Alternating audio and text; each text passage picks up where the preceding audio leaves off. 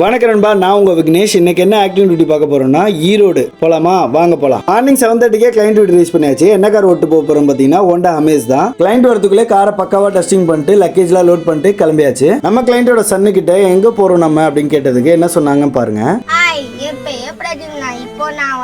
இப்போ நம்ம எங்க போறோம்?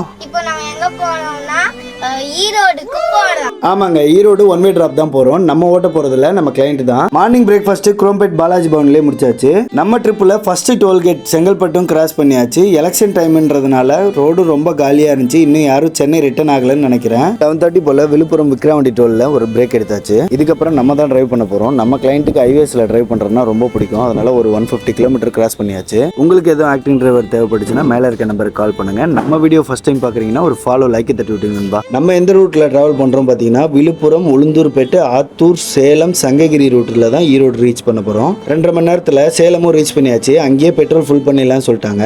சேலம்ல இருந்து ஈரோடுக்கு 63 கிலோமீட்டர் தான். ஸோ 1 ஹவர் டிராவல் பண்ணி கிளைண்ட் வீடு ரீச் பண்ணிட்டு கிளைண்ட்டே நம்மள பஸ் ஸ்டாண்ட்ல டிராப் பண்றேன்னு சொல்லிட்டாங்க. இந்த டியூட்டிக்கான பேமெண்ட்டையும் வாங்கிட்டு அங்கிருந்து கிளம்பிட்டு டாடா பாபாய். நெக்ஸ்ட் வீடியோல பார்க்கலாம் நண்பா.